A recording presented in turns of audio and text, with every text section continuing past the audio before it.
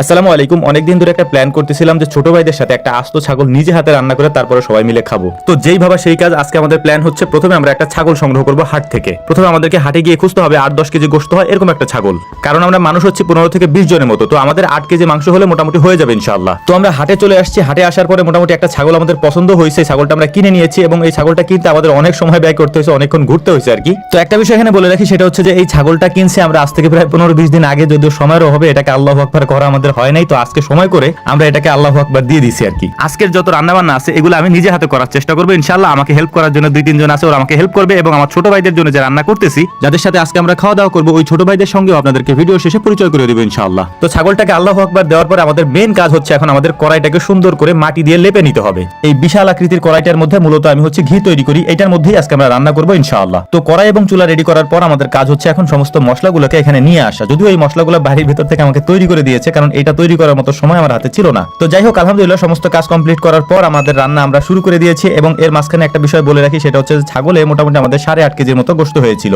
তো total 8.5 KG গোশতই আমরা রান্না করার চেষ্টা করবো ইনশাআল্লাহ। এর পাশাপাশি মাথা এবং যে ওর কলিজা টলিজা যা থাকে এটা দিয়ে আমরা ডাল রান্না করার চেষ্টা করবো। তো আলহামদুলিল্লাহ মোটামুটি পুরো দমে আমাদের রান্না চলছে। আমাদের টার্গেট হচ্ছে জোহরের নামাজের আগে হচ্ছে আমাদের এই রান্না কমপ্লিট করতে হবে। আর এর মধ্যে ছাগলের বিষয়টা যদি আমি বলি যে 8.5 কেজি মাংস কেমনে হলো, এটা হচ্ছে যে আমরা আসলে মূলত তো খামারি, তো ছাগল দেখলে আমরা বুঝতে পারি যে কোন ছাগলে কতটুকু মাংস হতে পারে আর কি। তো ছাগলের মাংসটাও বেশ মাশাআল্লাহ সুন্দর হয়েছিল, যেহেতু এটাকে আমরা আনার পরে আমাদের খামারে প্রায় 20 দিনের মতো আমরা পেলেছি এবং 20 দিন পালার পরে তারপর হচ্ছে আমরা এটাকে আল্লাহু আকবার দিয়ে দিয়েছি। তো গোশত রান্নার জন্য প্রথমে আমরা গোশতগুলোকে সুন্দর করে ভুনে নিয়েছি, এরপরে এর মধ্যে কিছু আলু দিয়েছি এবং আলু দেওয়ার পরে আমরা যেহেতু মানুষ বেশি, প্রায় আমরা 20 জনের মতো মানুষ, তো 20 জন মানুষ 8 কেজি মাংস, তো মোটামুটি আমরা একটু ঝোল রাখার চেষ্টা করেছি যাতে করে সবার মধ্যে হয়ে যায় ব্যাপারটা। আমরা যেহেতু সবসময় গরু ছাগল হাঁস মুরগি পাখি এগুলা নিয়ে কথা বলার চেষ্টা করি, এই ধরনের ভিডিও আমরা আগে পরে কখনো করি নাই, আমাদের কাছে কেমন কেমন জানি লাগতেছিল। আর রান্না করতে বেশ ভালোই লাগতেছিল, যেহেতু বড় পরিসরে আমরা রান্না করতেছি, আমাদের রান্না করতেও বেশ ভালোই লাগতেছিল। তো আলহামদুলিল্লাহ মোটামুটি আমাদের তরকারি রান্না হয়ে গেছে, মানে আমাদের মাংস রান্নাটা হয়ে গিয়েছে। এখন হচ্ছে আমরা ডাল রান্না করার চেষ্টা করবো, অর্থাৎ এই কড়াইতেই আমরা ডাল রান্না করার চেষ্টা করবো। যে